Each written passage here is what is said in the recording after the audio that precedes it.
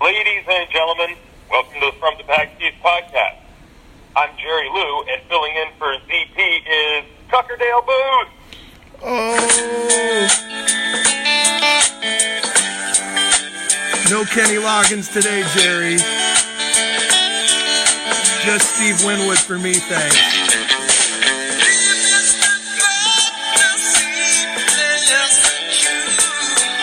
That's right, a fantastic week to you all, kids. Little traffic to get us fired up, Jerry. No rules when the boss is away, you know what I'm saying?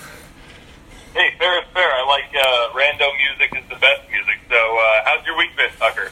My week's been really exciting, man. A lot of good stuff going on. Getting ready to go on the last family vacay of the summer. We're going to Lake Powell in Arizona on a boat trip starting tomorrow for about a 5-day span there.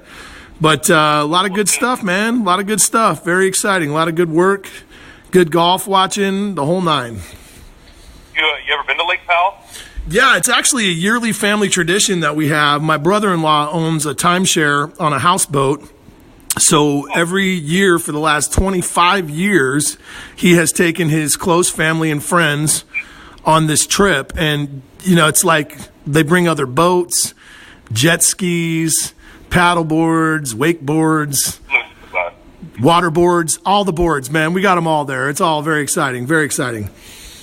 Well, when I lived in Colorado for 4 or 5 years, and our favorite summer place to go out of state was Lake Powell. That seemed to be the general consensus. And, yeah, it sounds like you had a whole flotilla set up there, and making it a yearly tradition makes it even better. Yeah, you know, I'm married into the tradition, but I've been going pretty solid for the last decade. And, you know, I'm one of these guys, I love going and just laying around and sunbathing and reading books and sleeping and stuff on vacations. But my brother-in-law is this 50-year-old dynamo that's all about the action sports. I mean, he does not only wakeboarding, but you know what the air chair is, Jerry? You ever heard of that? Oh, God. I think when I worked tech support at Foresight, we had an Asian, like a Chinese bidet, which I know is a French word, that it might have been called the air chair. Talking about the same thing. No, this is like a wakeboard with an anchor attached to the bottom of it that literally catches big air. It's like it bobs and then you can pull it out of the water, except there's a humongous anchor attached to the bottom of this wakeboard. And you're essentially going, you know, like just in feet bindings. And, you know, it's like a ski meets a wakeboard with an anchor on the bottom, man. It is a gnarly looking thing. This thing could lop a head off if you landed wrong, I'm sure. I see what you're saying. I guess I'm probably going to have to, like, Google it or YouTube it when we get off the pod here, just because I'm like, oh, yeah, wakeboard with an anchor. Well, and also the fly dive. Do you know what a fly dive is? You ever heard of that? Oh, no, I have not. Fly dives, you've probably seen them on TV. Listeners, I'm sure you've seen those commercials. It's like hooked up to a jet ski, and you get into foot bindings, and the jet ski revs the engine, and it shoots you through jets up into the air, and you can learn to balance and skywalk in the air and do all kinds of loop-de-loops and tricks on these things. Do we do that too? Yeah. I've seen those before down in San Diego, and I didn't know what the proper name was. I think me and my friends called it like a water jet pack or something like that. Yeah, if you're on Twitter, just type in fly dive. That's the name of the product. All kinds of videos of people doing amazing stunts. I'm obviously not Cirque du Soleil on these things, but I have learned how to stay up about 10 to 15 feet in the air and turn in both directions without losing my balance. And it is quite impressive. Obviously, I had to take a few clobbers to the dome to figure it out, but I'm there now, man. I can actually keep the fly dive up in the sky. Sounds good. Well, let's bring it back to golf here. While Zack's gone, we got a few things that we want to chat about golf-wise. Where do you want to get started? Well, I guess we got to recap the FedEx St. Jude, the World Golf Championship, right? I mean, that was kind of the talk of the week. I would say besides Sergio Garcia taking divots out of the ground at the WGC, the big story was Brooks Koepka knocking out McIlroy in the final group, right? Well, I'd say so. I mean, there's so many stories that can be derived from this. I mean, first and foremost, I didn't realize that liking Koepka is such a polarizing, or Brooks Koepka is such a polarizing figure. I mean, I thought, like, like me liking Dustin Johnson and everyone saying he has a lack of emotion is a bad thing. I'm like, okay, well, if that's the worst we get, or like we like kind of have some ire for Patrick Reed, sure. But like, I'm starting to see some real like people not liking Brooks Koepka's attitude, and that kind of baffles me. It really, really does. Like, maybe he's being kind of a bully, so to speak. But as I was tweeting with John, our LPGA writer, he Cherapinsky, I think is how you pronounce the last name. I apologize if I didn't get it right, John. But he had this thing where he said, he answered for Golf.com's question, who would you rather have, McIlroy or Koepka in terms of a career? And he said McIlroy, and I just said, explain yourself, and he did.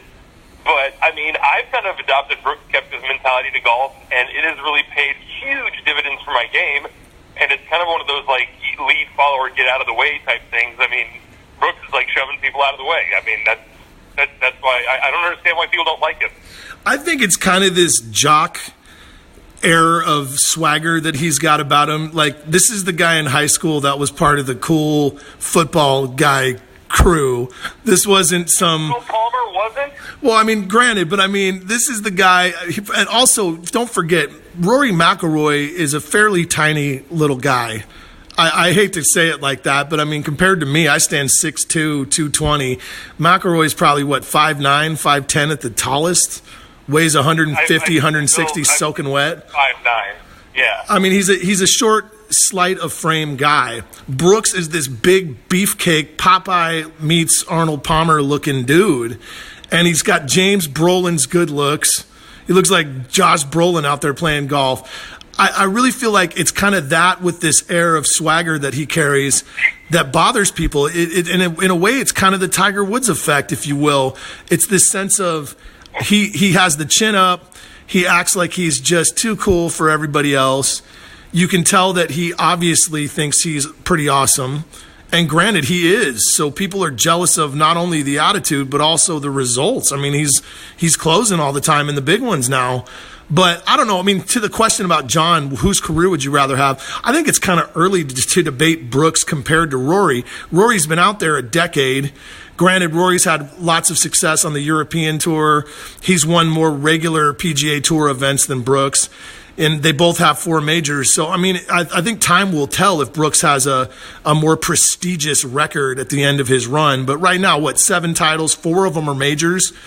I have to say, as far as just record in this early part of his career, that's surely impressive. I mean, I doubt McIlroy had 4 majors out of his first 7 wins, right?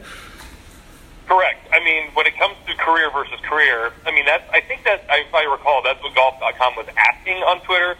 But John mentioned in 2 separate tweets, he was more so reflecting on he doesn't like Brooks' attitude, and he likes Rory's. Now, don't get me wrong. I love Rory's attitude. Other than not winning enough, I can't find anything to bitch about Rory McIlroy. He's probably in my current top 5, and he will be for a very long time. I mean, he's amazing. He's got an incredible swing. Just everything about his game is wonderful, whether you want to call him. You know who can't close? Everybody who doesn't win every Sunday. No kidding. He's been, and I think somebody else said by all like money and statistical accounts, Rory McIlroy is having an out-of-this-world year this year. I mean, he just has been he's been in the finals group a lot, and when he's not winning, he's just not falling apart necessarily. It's hard to rise, if you're not TW, it's hard to rise to the occasion every time if you're in the occasion. I mean, it's so difficult. These guys like fighter pilots and they're being told this might be your last mission every time you go up. I mean... Well, and how hilarious that Rory wins the Players' Championship and the Canadian Open, and we're talking about this like this is some kind of tough season for him. Wow. Shouldn't they all be so lucky? Well, the same reason why I hate to say it, I've completely ignored Jordan Spieth was because the volume got turned up on him so loud that I was kind of like, easy guys, we're going to smother this bastard, whether he does good or bad, and it's not going to be good for him either way. And next thing you know, he's still, kind of, waffling, so to speak.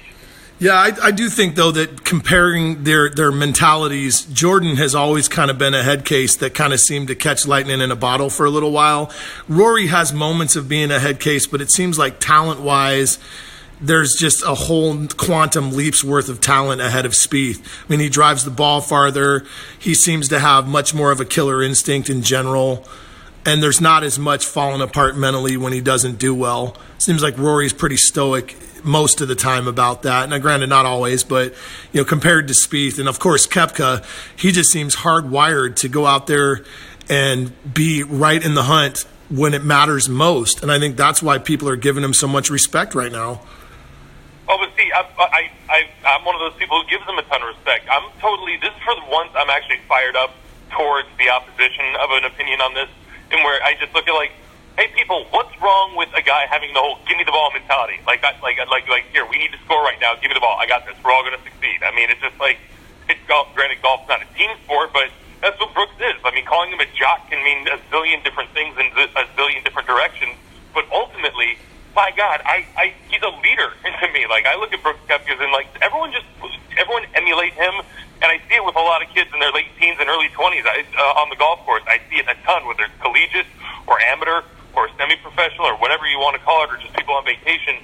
My God, these kids out there are so good, and their whole mentality is essentially just you can be 2 fairways over and they see you hit a ball, and Tucker, you can hit the best drive of the year as far as your standards go, and they'll just start laughing right away.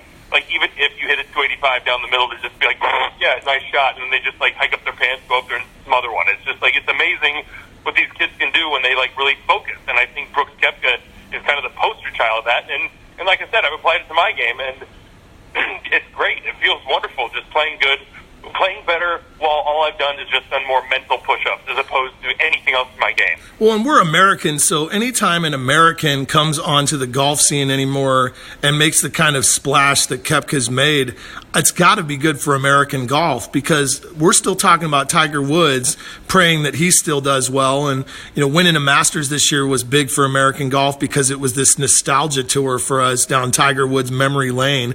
But obviously these other majors, he's showing that he's playing on borrowed time. We're not going to get that many more great years out of Tiger before he's finally physically toast.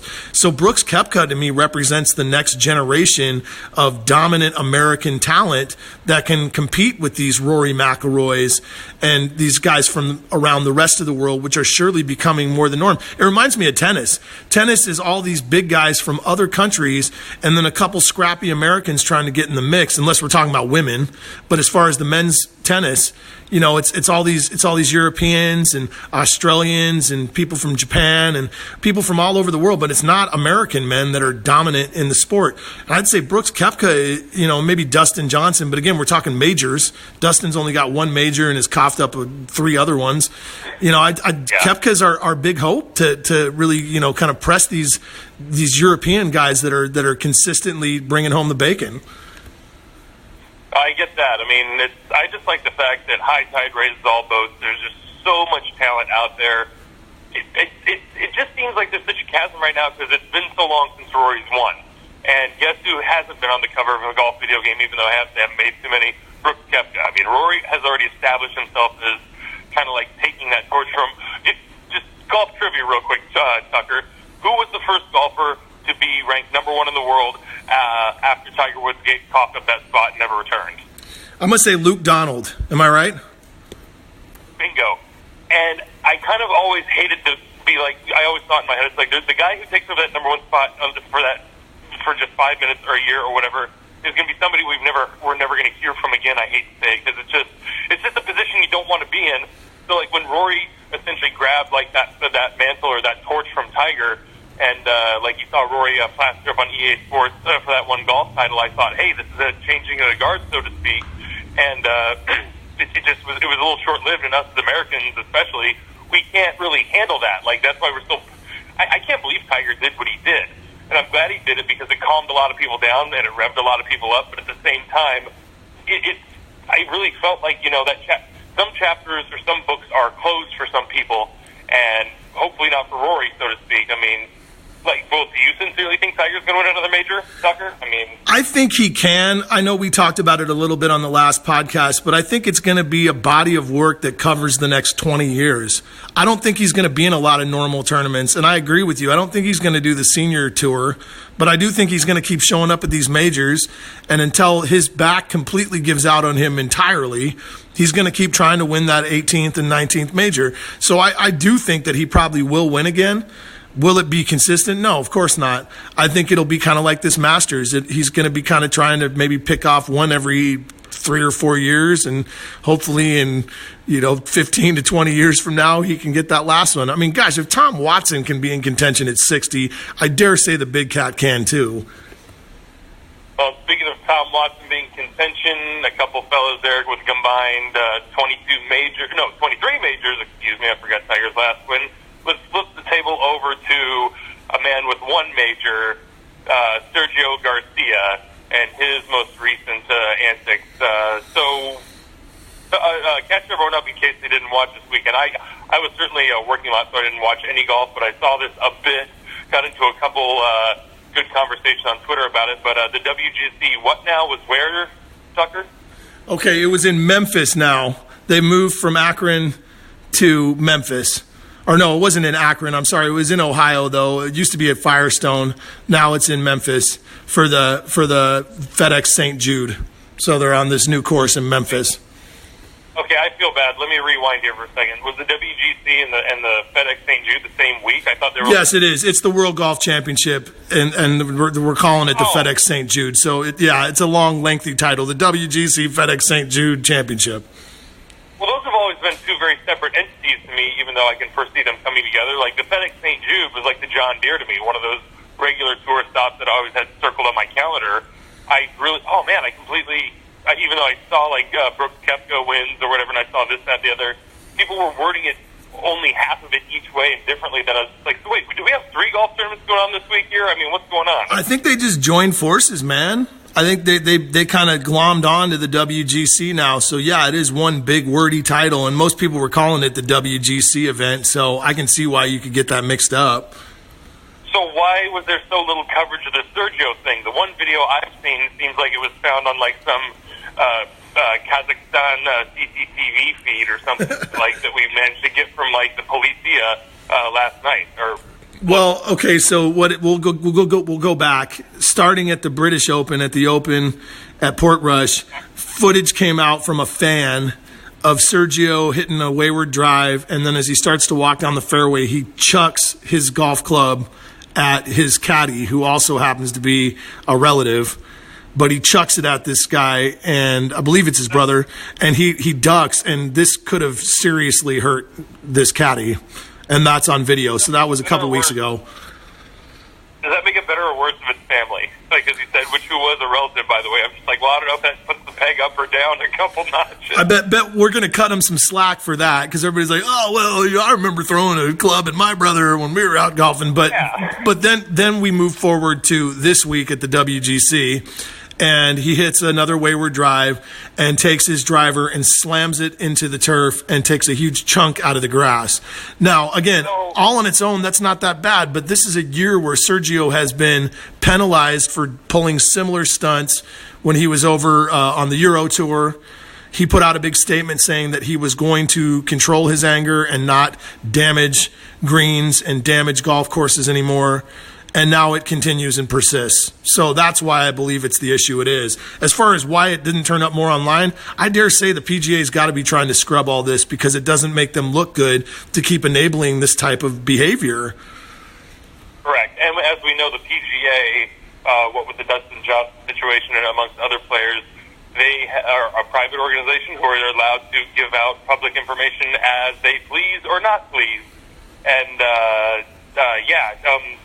but to clarify one thing real quick, just for anyone who hadn't seen it, when Tucker said he slammed his driver into the ground and took a chunk out of it, I would say he definitely took a chunk out of the ground, but he kind of like just took a swing again. It wasn't like he was overhanding it or like giving the super one-handed cast off, as we all know, like a la Tommy Bull, just a big helicopter. He went to take another swing. And I'm not going to say he didn't mean to hit the ground, but I mean he went to take another swing and took a giant effing divot. I mean it was pretty gnar. And that being said, it was intentional by my accounts or whatever. I sincerely think that, my God, I don't want to, and you'll never see me get racist, but you'll see me talk about a couple of racial components where I have heard this from a lot of older golfers or whatever, where they said like a couple of Spaniard fellas tend to like, and I hate to say it, you got Ballesteros before Garcia and you have Rahm after him, who have hot heads, very emotional. You could call it the temperature, you call it the diet, call it whatever. I don't know. It's just that everyone from different places has different proclivities. This seems to be a thing amongst Spaniards. Too bad we only have a few examples in front of us, and another one named Lee Trevino. Well, he was Mexican, so that's a complete different story right there and an outlier. But that being said, I think Garcia, he really had a couple years leading up to his Masters victory. There was like this big like groundswell of like he's really matured, or we like Sergio now a lot nicer. Maybe he was just on a different medicine, or like he was taking tranks or something. I don't know. Because then he won the Masters, he got his, we all loved him, and now he's falling apart back to the brat that we knew he was. And part of me is just thinking, like, did we all just fool ourselves? Because the guy, much like I say, like Jim Furyk, Dustin Johnson, and like all these guys, that's the one major club, for Christ's sake. I mean, whew. Yeah, I don't know. I mean, Patrick Reed wins a Masters. Nobody gives this guy a pass for his attitude. I don't hear anybody except for Patrick Reed's family saying that it's awesome that he's in the major club now. Everybody bags on Patrick Reed. And rightly so. Patrick Reed has had a track record of being a jerk to just about everyone. But Sergio has had a track record for 20 years of being immature, and that's a kind way of saying it, to everyone, including all the racist remarks he made about Tiger and all the stuff he got into with Tiger, fried chicken jokes and this and that. I mean, this is like a consistent record of being unlikable. And he gets one major, and suddenly the PGA is like, he has grown up. He is father of the year. He's getting married. So suddenly he's a good guy. I'm sorry, but just because you get married doesn't mean that you've changed. I mean, believe me, it took another 7 years after I got married to grow the hell up. I mean, why does he instantly get a pass for this? I don't understand. Oh, Tucker, that was a really great Robert Stack on accident. That's exactly what you sounded like coming over the phone. Talking about. It's an unsolved mystery, Jerry. Oh, my God. Oh, that's so funny. Well, I mean, and also, quick side note, because I want to hit this point home, because I brought it up not because I'm just a person with opinions with no evidence to back it up, but every time there's been international soccer in Spain with like some very international countries, I'm talking about from Africa, from Asia, like when the Spanish team was hosting the Asian basketball team, they like had their team photo, they did that thing with the eyes. I mean, that was very like, that wasn't very cool. And then I've heard and seen lots of, anytime there's an African soccer player about to do a corner kick or whatever, the Spanish crowds are throwing bananas at them. Yeah, no kidding. It does seem like there is a kind of a culture of racist heckling that goes on over in Spain. Okay, you can call it old-fashioned. I mean, I'm not saying you are. I'm just saying one could call it old-fashioned, very old world. I'm like, that's fine. I'm just saying that's not appropriate behavior. And I see a big pattern of just inappropriate behavior amongst your folks from your country.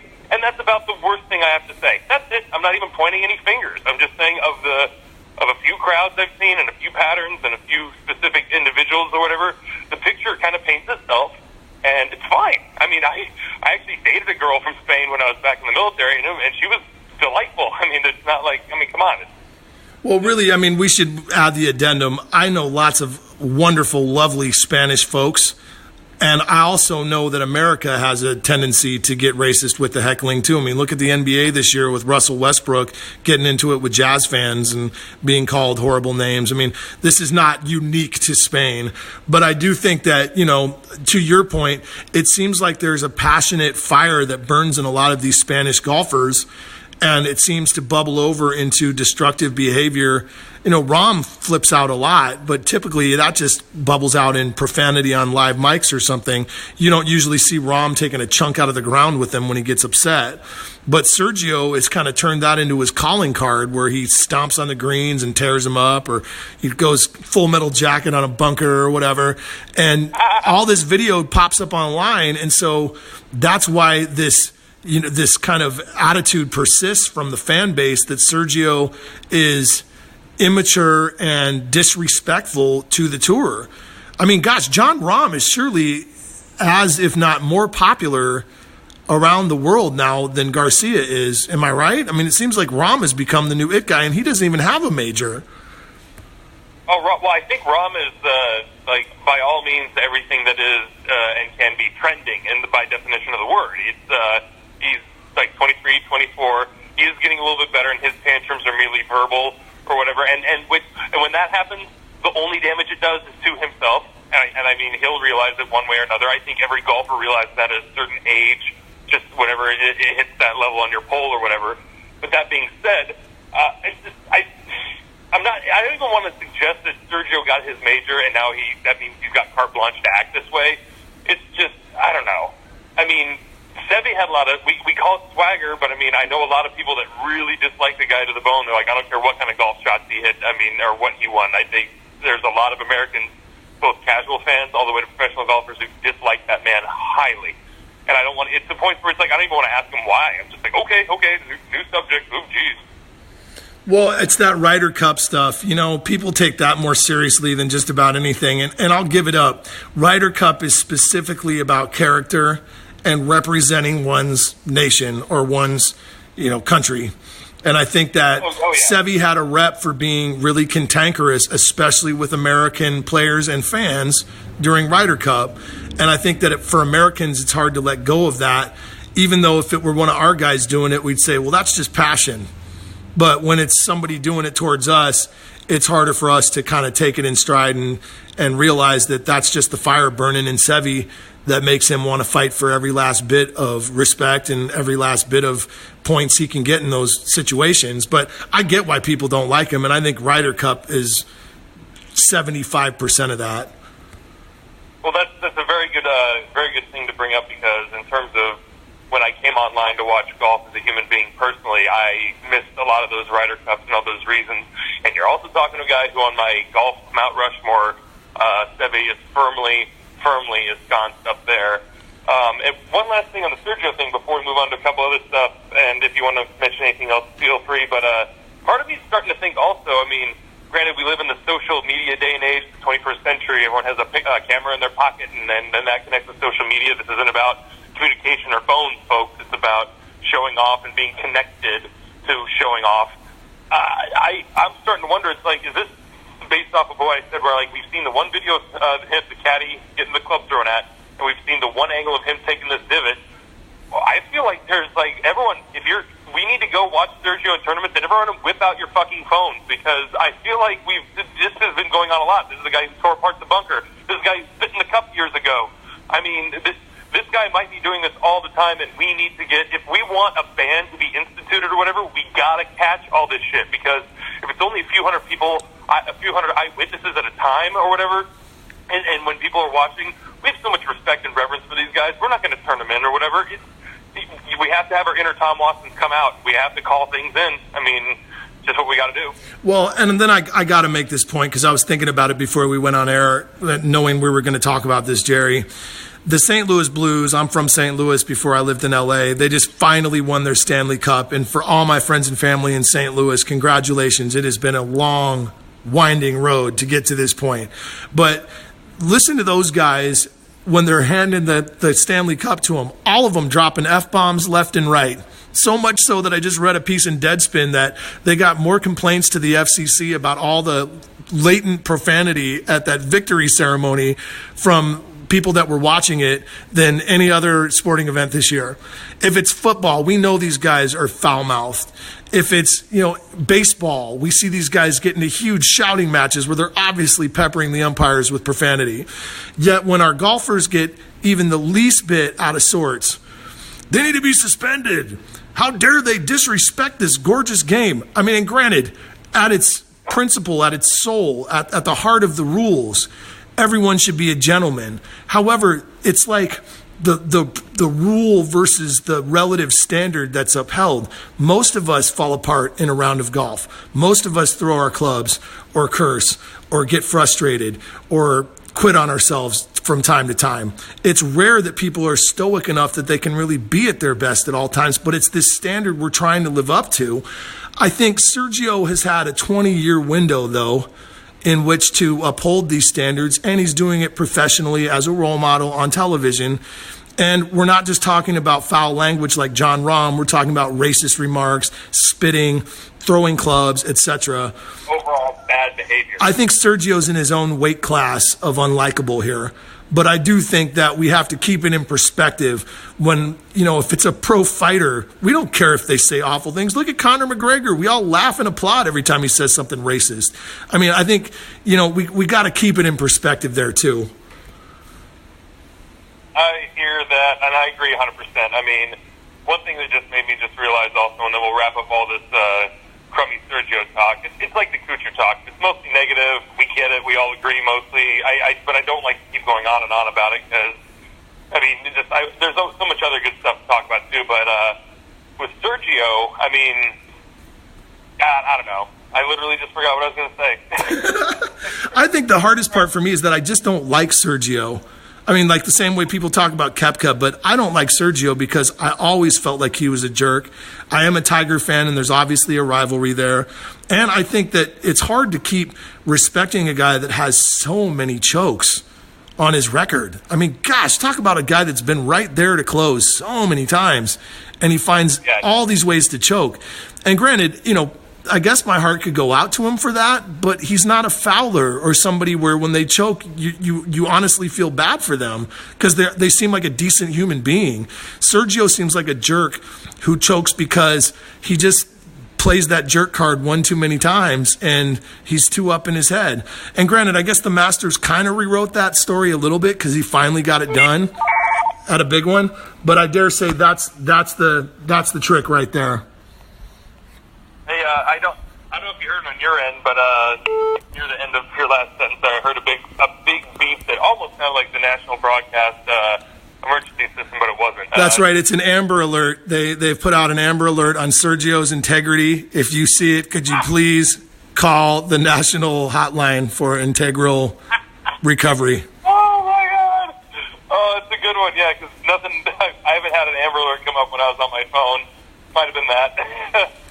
No, that's that call waiting, Jerry. You know, I'm so popular. I got people just lining up to call me for these From the Back Tees podcast, man. Well, to be fair on Sergio, and the more I think about it, and this is the thing I forgot I was going to say, when it comes to anyone talking about their favorite golfers throughout the past 18 years or of all time or whatever, everyone I've talked to, or even myself, when opinions have changed in my head, no one's ever said Sergio is one of their favorite golfers. Need I say more? I mean, for any reason whatsoever. So, moving on to something I wanted to get in real quick before we get into our picks for the Wyndham, and something else I wanted to ask you just to kind of spring on you. We were going to talk about this last week.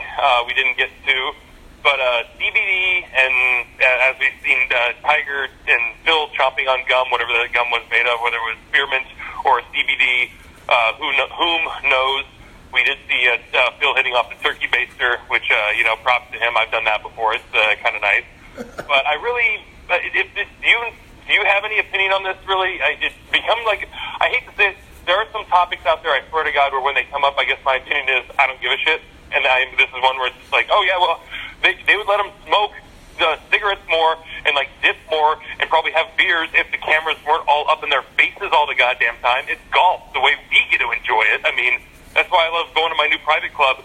Oh, I'm sorry, by private club I mean that I'm a new member at. And here I am now in my 30s, and I'm just like, oh, last time I was here I was 18. Now I can smoke, I can drink, I get a cart. This is fun. Golf is actually a lot of fun when you get to stretch out a little bit. It's a sport. It's a game. Come on. I mean, what say you about CBD and golf? Yeah, it's interesting because I'm watching the Open, and Darren Clark is the honorary first person off the tee at the Open this year. And what is it, 2 holes in, and they catch him taking a drag off a ciggy on the cameras. And you can see that they obviously didn't want to catch that, and they cut away real quick. And I think, Darren Clark smokes ciggies on the course. Brooks Koepka always has this huge chunk of dip cha in his lip all the time. Spitting, you see him spit and dip out when he's on the course. Well, Ben Crane, lots of other guys do that. I mean, right. And like we know, it's not like it's unheralded that these guys are partying when they're not on the course. Again, they write articles like Eddie Pepperell gets hammered the night before the final round of the Open 2 years ago and shoots an amazing score. Isn't that awesome? I mean, they have no problem with the fact that these guys binge drink. But somehow marijuana still has this stigma on it that is different than the rest of these drugs. And now we're talking about CBD versus THC. So again, we have to keep saying this because I think a lot of people still assume that CBD is the type of marijuana-based product that gets one stoned or high. And obviously it doesn't. I've looked into it. It has medicinal value, similar to probably a light painkiller or a sleeping aid. Like an aspirin. Right, or a sleeping aid. From what I've read, it helps with pain relief in achy joints. It helps people sleep if they have insomnia, and it can also help people with seizures and autism. And it's especially been proved effective with autistic children. They just put droppers of this stuff in their food, and it helps calm them down, focus them, and also can alleviate seizures. So again, if this were a pill, I don't see anybody on the PGA or anywhere having a major issue with this unless you're just anti-medicine all the way. You know, this is I don't know. Right? Sorry, go ahead. No, I mean, but that's what I'm getting at is if we're just classifying CBD as medicine, which they're still desperately trying to brand it as, even though it is, I don't think anybody has an issue. But I think people still hear CBD and they think stoners, Cheech and Chong, half-baked with Dave Chappelle. They still think this is like getting stoned on the golf course or something. And I think we need to start by distinguishing that. Right, Jerry? Oh, absolutely. I mean, and you and I have mentioned our history of personal usage when it comes to THC and whatnot. I can say I've lived in several different states at several different parts of the century with several different rules, and I've been a federal employee during some and a civilian during others. And ultimately, what gets me is, like, I feel like there's, like, this little sense of, like, anarchy in media where would this come up whatsoever if we didn't see them chewing gum? And a couple people mentioned that, like, hey, CBD is now in gum form or whatever, because ultimately it has very regenerative qualities, too. When I say it's like an aspirin, I joke, but because I have to tell people all the time, half the people I freaking caddy for when they come to Oregon, they see dispensaries everywhere, and they're just like, all right, so what's the deal with the weed? And I look at them like, all right, well, you know about alcohol? Like, yeah. I'm like, you know, I have to be 21. Yeah, you can't do it in public or drive. Yeah, it's the same damn thing, asshole. Weed is beer. Beer is weed. If you look at it like that, it's just, I hate to say it, like, part of it's almost about, like, marketing and branding to me, so to speak. Like, what serves their best interest in terms of, like, who's in their pockets or their coffers right now. I mean, that's why you started off by saying we got to kill the stigma. That's the most important thing, because there's 99 ways to take it, and just because a couple guys are chewing the gum, and yeah, we definitely saw Mickelson hitting off the little pipette thing, like, whoop, whoop, back there on, like, 13T where the cameras weren't. I mean, hell, I'll tell you some stories off there about where some fun places I've hit that thing before, but ultimately, I think the stigma lies with golf is still very conservative-oriented and buttoned-down and very old-fashioned, and I'm a fan of progression. Some things are going to progress slowly, some things are going to progress fast, but ultimately this is something where it's like, well, who's to say they aren't taking that stupid-ass, whatchamacallit, like a CBD pill before the round or during the round? I mean, they could choose to do that. I think speculation has gotten out of control, and it grabbed the wheel of a conversation that was really sitting parked with its engine off, that really probably wasn't going to get serviced or addressed ever. And now it's become a thing, like, not to say like you and I are wasting time talking about it. We're not. I mean, I'd like to say, let's air this egg out, fry it, flip it over, fry it again, and serve it up as the truth omelet that it is. It's really just, I mean, it's kind of nice. Like, my girlfriend, who is completely anti-THC in every single regard because she has big asthma, but she also admits she just doesn't want to, one of those, like, why poison your body, period, and I agree with that. But she also asks me sometimes when I go to the dispensary, hey, can you go get me that CBD lotion that I get sometimes? Like, hell yeah, I'll go get it. I mean, it's got redeeming qualities to it. It's just, it's the stigma, like you said, period. I mean, that could all be boiled down to that one word. That's it. Well, and I go back to the PGA angle. They just ran a big piece in ESPN about it. And part of the piece is talking about how now golfers, especially those on the senior tour, are not only swearing by CBD as a therapeutic value, but they're investing in it and wanting to have it represented more openly on the tour. And companies that manufacture CBD products want to put their patches on players and have them out there on television. And now this new debate has come up with the PGA about whether or not this is appropriate or not. I think the big thing is the PGA, they said in this ESPN piece, is more worried about people popping on drug tests for marijuana because CBD, unless it is absolutely pure, still has trace amounts of marijuana in it, which they cannot distinguish between that and the THC, and THC is still a banned substance, and we can debate whether that's okay or not, but it is. So they're saying if you use it, you must make sure it's pure, and that requires really knowing what's in the products that you're consuming and not just trusting people when they say, oh, no, we got it, it's pure, because they keep finding out through testing these products that not all of them are as pure as each other. But Scott McCarron, who's the biggest money earner on the senior tour, came out in this article and said, I've not only started using it, but it's healing much of my pain that I deal with in my body. I used to be an insomniac. Now I'm sleeping 8 hours solid a night, and I'm getting real sleep. And I believe this is a miracle drug. That obviously is compelling to the PGA. And then, of course, we mentioned Tiger and Phil being caught on camera chewing CBD gum at these majors. Tiger was chomping on it all through the Masters. And Bubba Watson is now investing in CBD companies and trying to put his name on products. And then, all that, plus, of course, Robert Garrigus, the not as well-known tour pro, getting suspended for popping for THC on a drug test, and then coming out and saying, I take this because I have pain, and this is a medicinal value to me. I don't do it so I'm just out there smoking doobs with my buddies. I'm doing this for pain that I have in my body, and it's legal in the state that I live in Washington. Why should I have to be subject to these draconian values about THC as well? So I think there's kind of multiple debates going on here, but I think you're right. It's still this sense of, I think people equate marijuana with hippies and the Grateful Dead and the counterculture and bums and all of this type of stuff. And more we're seeing over the last decade, Jerry, not just in Oregon, but all across the country and the world, that it's becoming considered medicine. And I think this will probably take another 10 years before people consistently look at it as medicine and not just as recreational drugs. But, there are plenty of people that don't think beer is cool either. So, we have to keep remembering that conservative thought is alcohol is bad for you. So marijuana is too. Any drug is bad for you, especially in excess, and we don't want to promote that. But if it's medicine, and more than that, it's medicine that's been proven to be way less detrimental physically and psychologically than opioid pills, I do think that there needs to be a little bit of wiggle room for us to debate this on that level. Well, yeah, it's alcohol. There's two types of people in the world with alcohol: those who drink and those who don't.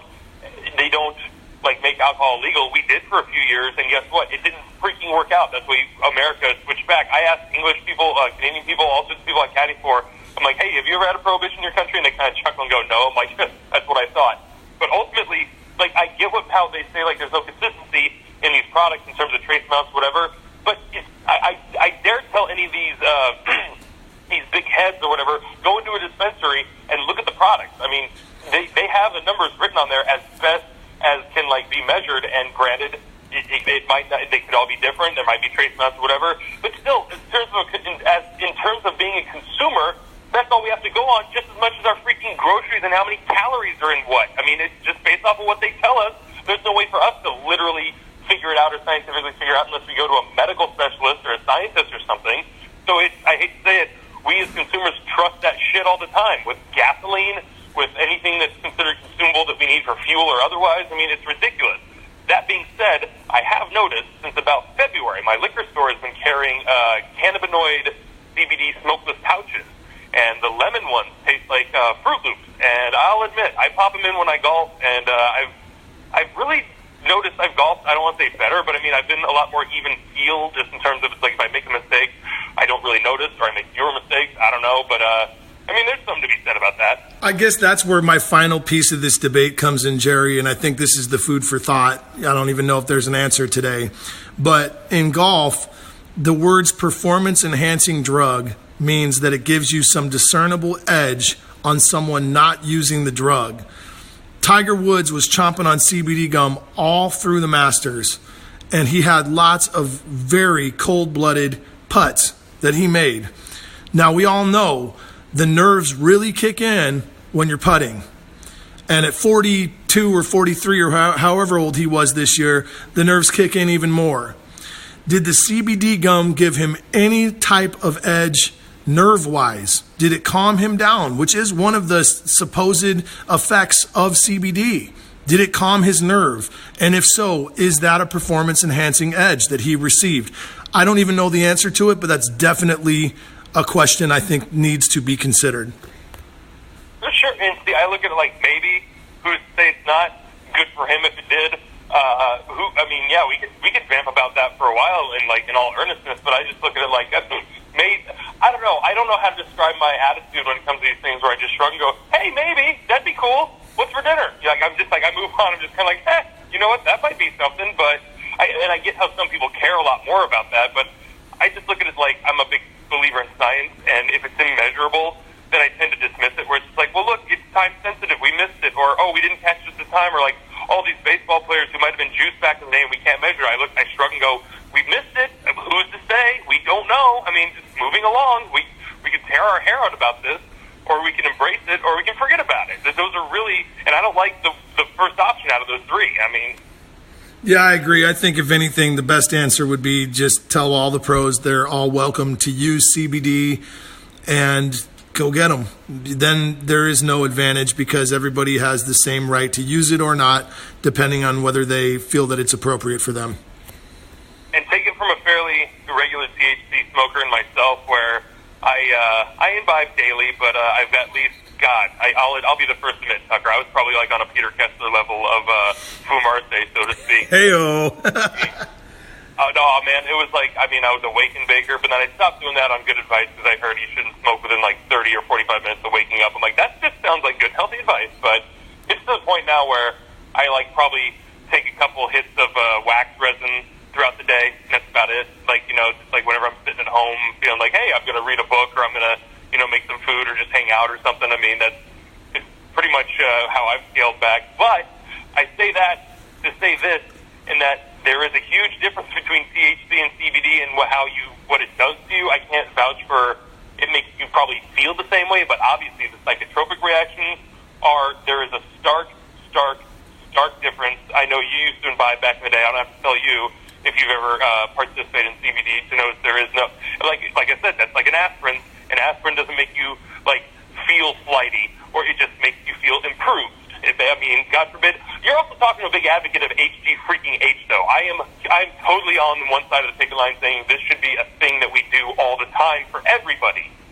Yeah, human growth hormone is a whole nother debate, and I agree with you that if they're not athletes, people are surely open to this as a form of healing from injury. Oh my gosh. But yet somehow the athlete gets shamed for that because they want to heal up from an injury to come back. And I think that's a little different than taking steroids to, get your muscles to, the biggest level possible.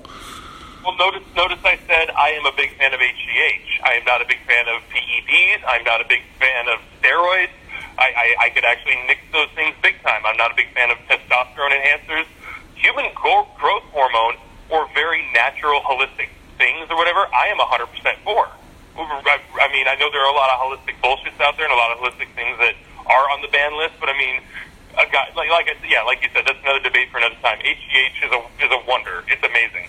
And I will say, just to put my own thoughts out there, I was a user for many, many years with marijuana, and I've been officially off of it for a year or more now. And I'm not preaching whether people should abstain or not. As far as drugs go, I don't think it's the most detrimental, but it got to be excessive for me, and I realized that I needed to stop. And I think that anything in excess, whether it be a drug or food or exercise, anything can become injurious if used inappropriately. But I do think that as far as stigmatizing marijuana use while laughing and patting people on the back for drinking whiskey shots and beers after a golf round is a bit hypocritical. Oh yes, my last piece on this before we turn the car over is in high school I remember writing some semi-award-winning paper on it was pro marijuana, anti-tobacco, alcohol, just in terms of all the detrimental and painful things that could happen or whatever. And I didn't even smoke pot. I can firmly say I didn't become a daily pot smoker until I was about 24, 25 years old. It was right when I got out of the military. Literally that day, July 2nd, 2009, I didn't make it a point, but I started smoking weed then. I enjoyed the shit out of it, and I started doing it pretty much every day for the next 8 years after that, in one way, shape, or form. And now, because things have gotten so potent and so strong, like I said, unless I'm going to sit at home for 8 hours, just play video games on one lucky day of the month I get to do that, I really don't ingest or partake that much anymore. It's just something that, it's like it'd be like chocolate cake. I mean, our asses would get fat. So. That's it, man. But they don't ban chocolate cake on the tour, so I guess that's kind of the final point that we're making here, right? Absolutely. So speaking of the tour, we got the Wyndham, what's it called here? The Wyndham Championship. The FedEx St. Jude WGC Wyndham Championship. We're just, it's going to be like a terrible marriage where one after another, where we just keep hyphenating it over and over. So, okay, who you got, Jerry? I know you always got all the stats lined up. Who's going to win this thing? Who are your top 3 picks for the Wyndham? My top 3 personally, I hate to say it, I really, in terms of who's going to stand out in the field performance-wise, Hideki and Paul Casey they're going to, either one of those guys could win the tournament piece of cake. And then, but for me personally, I like Victor Hovland, and before he won, Colin Morikawa has stolen my heart the past month and a half. Like, this guy is some shit. I love Colin Morikawa, but especially coming off his victory, he's only 12-1. I still like him. Victor Hovland, 22-1. My long shot, I like Rory Sabatini at 50-1 because my machine hasn't taken top 8 this week. What do you like? Well, I think it's never bad to pick the former champ, especially when it's been a year since he's really closed, and that's Brandt Snedeker. I think he's a decent pick. Webb Simpson had a great week last week at the WGC, almost winning, posting the clubhouse lead score before Brooks finally put it away. So I think Webb Simpson is suited well to this kind of golf course and is trending towards another win, and I wouldn't be surprised to see him win it. I think Jordan Spieth, I keep throwing his name out all year, but Spieth is due for a breakthrough win. This course is surely conquerable for him. I could see Spieth finally breaking through. Lucas Glover, that's another name nobody ever talks about, but Lucas has had a pretty good year, man. He's been in the mix in a lot of these tournaments, and I would not be that surprised if Lucas Glover broke through this week. I feel like he's my long shot if I'm going to pick one. And I don't know if I'm going to throw one more name in the mix. I'll say maybe Billy Horschel, another one that's kind of been a while since he's closed, but he's surely been sniffing around closing a lot in the last year or so. Wouldn't be that shocked on a course like this if Billy Horschel finally got one again. I like that. I like those picks. Those are pretty solid. Lucas Glover, I'm glad you said him. At 33-1, I got him just creeping into the top 10 finish of the tournament. And by that I mean, when I say that at home, I'm not saying I have 1 through 10 projected in terms of who's going to finish in the tournament. I'm just saying, when it comes to who's playing the best and vis-a-vis odds and everything like that, I have Lucas Glover being the 10th best golfer in the field to win the tournament. That being said, I had Rory Sabatini at 50-1. He's 8th best. I want to kind of have a little wager with you right now, Tucker. I don't know how to figure it out, but you like Snedeker, and my data has him finishing 28th in the tournament. And I tell you what, I like Kevin Streelman at 70-1, just in terms of a random long shot sitting in my top 10. We want to. How do we work this little? I say Streelman does better than Snedeker. You want to do something about this? I could put $10 on that. I'm not much of a betting man, but I got a 10 spot on that. I'll Venmo you a 10 spot. I think that's a decent race right there.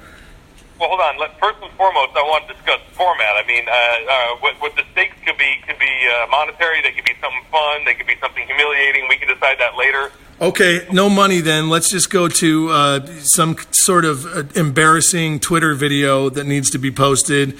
And you guys can follow us on Twitter this week. I'm at Tuckerdale Booth. You're at Jerry Lou Looper. What's your address on Twitter, Jerry? It's Jerry Lou Looper and then the number 1 because I didn't see, it said, create account. It said, okay, and then it didn't say that Jerry Lou Looper was taken. I just said, okay, again. So I guess there's another Jerry Lou Looper out there. But we'll put that on hold. What I want for the website is I want us to have a big board, a digital board that has, all our personal bets up there, crazy long shot things for the season. I saw some ESPN guys do it for fantasy baseball a long time ago. They would just do, I say so-and-so's going to get more home runs. I say so-and-so. And it was a guy who's going to hit 10 versus a guy who's going to hit 12. And these guys are saying, no, all year, fuck it, we're going to do it. I got another one for you, too. You said Paul Casey, or you did say Paul Casey, didn't you? Oh, yeah, I got Paul Casey. Either I got Hideki winning it or Paul Casey. Okay, so here's the other one. Paul Casey versus Patrick Reed. Another guy nobody loves to pick, but surely has been sniffing around closing and is suited to this type of course. How about who gets it between Casey and Reed? Obviously, you're saying Casey. I'll pick Patrick Reed, and we'll see which one comes out on top. Follow us on Twitter, kids, and you can find out what embarrassing stuff we'll have to do if Patrick Reed gets toppled by Casey or if Snedeker goes down as well. Streelman. To Streelman. If Snedeker drops to Streelman. These are our games within a game right here. Well, this is easy. So you just want to do who finishes better? I mean, that seems pretty simple to me unless we get creative beyond. Yeah, let's just do whoever gets the best total score, whoever has the best placement in the tournament. Perfect. I like it. Let me write down your read right here because I do this the old-fashioned way. Boom, boom. Cool. All right on, man. I got to say, out of all of them, though, I really think that Webb Simpson's probably going to win this. That's just my gut instinct. I feel like Webb is one of these guys that's always right in the mix.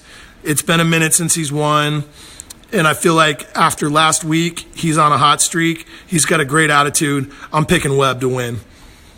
You know what? We've damn near covered how my machine pumped out the top 10 here because I'll just say it for everyone. The top 10 goes, as per my projections, Hideki, Casey, Hovland, Simpson, Morikawa, Kokrak, Streelman, Sabatini, Reeve, Glover. We talked about everyone on that list but Reeve.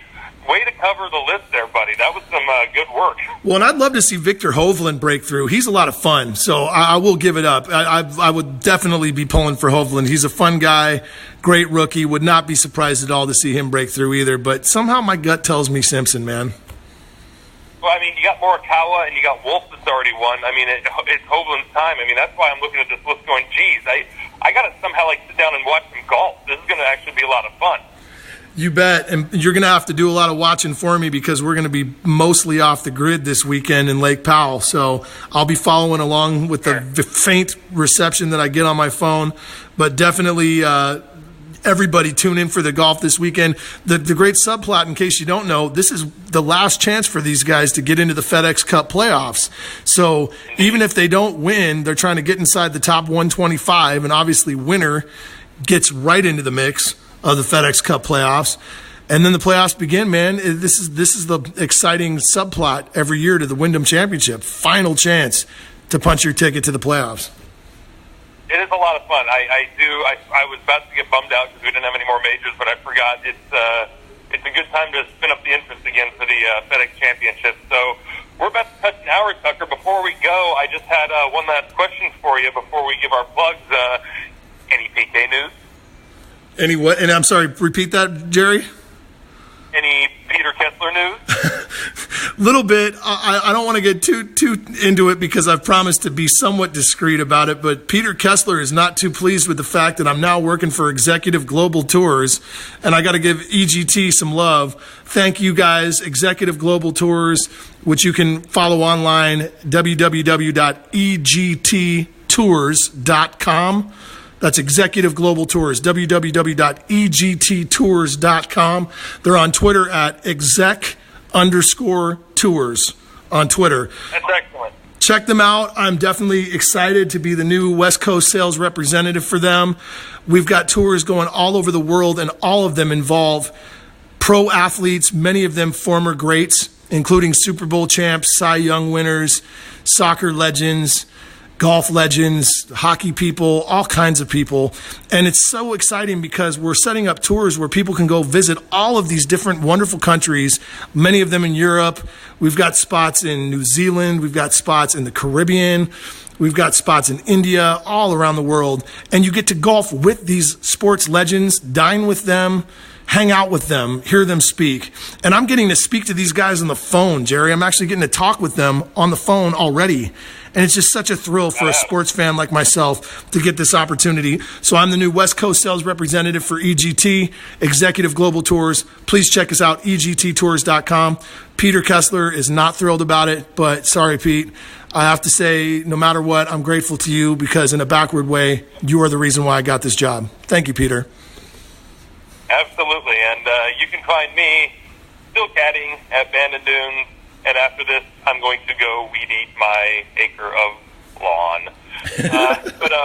But also, real quick, for Exec Golf Tours, shout out to our boy Ron Mintz. I feel like we can call him our boy. Love that guy. And I want to give a quick shout out to our team at FromTheBackTees.com. Zack is still on holiday. We got Denunzio doing our I call him Denunzio. I love it. Denunzio doing our fantasy picks. We got John doing the LPGA. Nolan, our Tiger Rider. Mark is working behind the scenes. And we got Blue Horseshoe. He's all. People need to subscribe to a Better and Better. I think it's Better and Better 1 on Twitter, because he does rugby. He does a lot of horse racing. Does a lot of great stuff, especially if you're into international gambling and affairs like that. And God, I know I'm forgetting somebody. No, Tucker, you're here. I mean, Tucker's here. So I think we got the whole gang, man. Oh, Nolan. Don't forget Nolan. Nolan, yes, Tiger Rider extraordinaire. We'll definitely keep him on retainer, that's for sure. But other than that, like Tucker said, you can find me on Twitter at JerryLouLooper, #1, just the #1, and at www.fromthebacktees.com. That's the website. Tucker. Yeah, a couple quick shout-outs. Definitely, if you haven't already, please read my piece, Breaking Bad with Peter Kessler. That's what we're talking about on here. It's been getting so much great love online, and I feel like I don't want to keep riding on the laurels of this piece, but it's still got more gas in it. So definitely go to FromTheBackTees.com, or you can Google Breaking Bad with Peter Kessler by Tucker Booth and read the shocking story of what happened when I tried to interview a diabolical golf genius by the name of Peter Kessler. Also got to give love to my record label. What's that?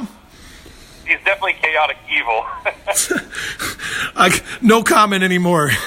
I got to give love to my record label, Tantrum Niche Records, TantrumNiche.com online.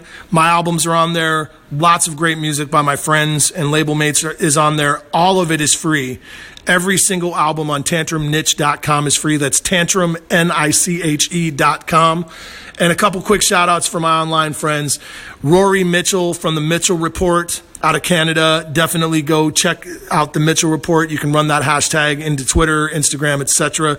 The Mitchell Report Unleashed is an amazing podcast. I got to give love to the Rude Dog Show, my buddy Rudy Reyes. You can find him at therudedogshow.com and also on Twitter under Rude Dog Reyes. FlorenceCarmela.com. That's CARMELA. FlorenceCarmela.com. Thank you for all of the exposure you've given me. And everybody else out there that's stumping, really appreciate it. Like I said, check out www.egttours.com. Definitely lots of great stuff on there. Hey, Jerry, man, good show today. Thank you, bud. There's one last, absolutely. One last shout out. I almost forgot. He's like the Yoda to us now here. Mike Whelan. Love him, man. That's right. And he wants me to tell you it's Whalen, not Whelan. We got to say Whalen. It's like Whalen on the ball. That's going to be my new segment for him when I do my own podcast. It's going to be Whalen on the ball. You like it? Fair enough. I'm gonna pass the blame ball off to Zack on that one, even though I know for a fact I've heard you say Whalen. So shame on you, Zack. Shame.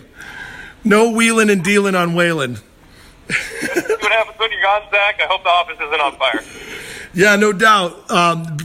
Obviously, tune in next week, you guys. Zack and Jerry will be back in the captain's chairs. I've had a lot of fun hanging out. No Kenny Loggins at all this week. We're going to fade out on some traffic because that's what I'm talking about. You know what I mean? It's all traffic in this world. Peace out, Jerry. Go watch some golf, kids.